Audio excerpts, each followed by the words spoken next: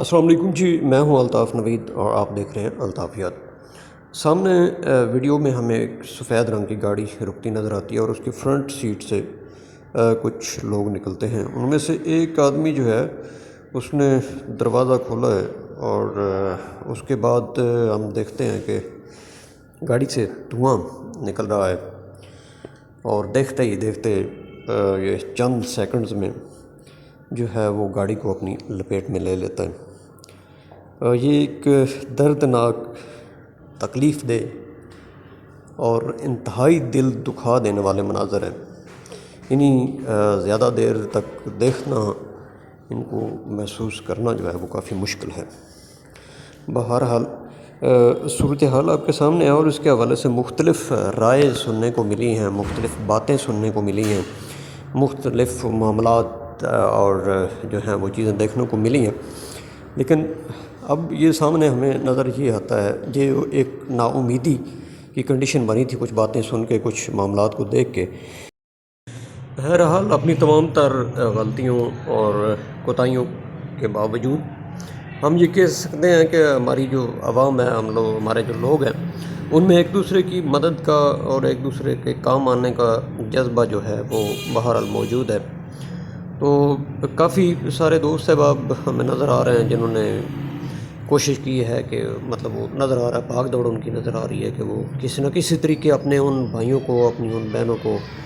اپنے ان بزرگوں کو جو ہے ریسکیو کر سکیں، اس سے بچا سکیں، ان کی جان بچا سکیں۔ لیکن یہاں پہ جو کوتاہی نظر آتی ہے، جو بہت زیادہ ہے، وہ یہ ہے کہ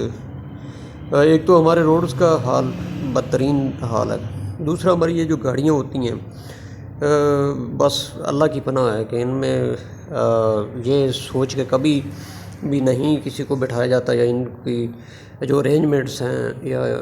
جو ہے وہ ایسے نہیں ہوتے کہ ان میں ہم نے انسانوں کو لے کے جانا ہے، ان کی زندگی میں سوال ہے۔ کوئی سیف ایگزٹ ان میں نہیں ہوتا ہے، کوئی فائر ایکسٹینشن وغیرہ یا کوئی چیز ایسی نہیں ہوتی ہے کہ ایسے حادثاتی معاملات اگر ہو جائیں تو ان سے کیسے بچا جا سکتا ہے۔ بھیڑ بکریوں کی طرح سواریوں کو ان کے اندر ڈال دیا جاتا ہے، اور آس پاس کے جو دروازے ہوتے ہیں وہ ایسے ہوتے ہیں کہ جناب وہ جگاڑ کے ساتھ، جیسے کہتے ہیں نا، جگاڑ کے ساتھ بند بھی ہوتے ہیں اور جگاڑ کے ساتھ ہی کھلتے بھی ہیں، ٹھیک ہے۔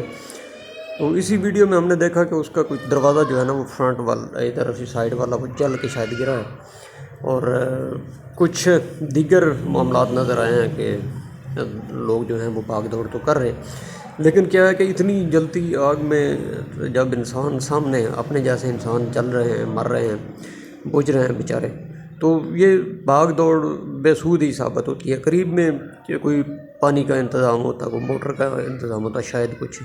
یا لوگ جو افراتفری میں ادھر ادھر ہوتے ہیں ان کوئی مربوط نظام، یا کم از کم ہمارے لوگوں کو کوئی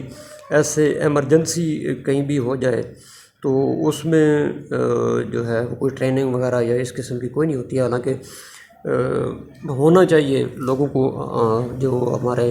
عام لوگ ہیں ان کو بھی یہ ٹریننگ ہونی چاہیے کہ خدا نخواستہ قدرتی آفات کہیں بھی آ سکتی ہیں، اگر کوئی ایسا ایشو بن جائے یا ایسا مسئلہ درپیش ہو تو ہم اس سے کیسے، ہمیں اس سے نبرد مارنا ہے۔ بہرحال دعا کی جا سکتی ہے کہ اللہ کریم اس سانے سے دو چار ہونے والے جو احباب ہیں ان کو جوار رحمت میں جگہ دے، اور ان کے جو لواحقین ہیں ان کو صبر جمیل دے۔ ہم پڑھتے ہیں ہمارے مذہبی تعلیمات میں کہ دوزخ کی آگ جو ہے وہ کتنی دردناک ہوتی ہے، تو یہ آپ دیکھ لیں، زندہ جب انسان ایسے جل جائے تو اس کے لیے تو قیامت یہی ہوتی ہے۔ اللہ کریم انہیں آخرت میں جو ہے،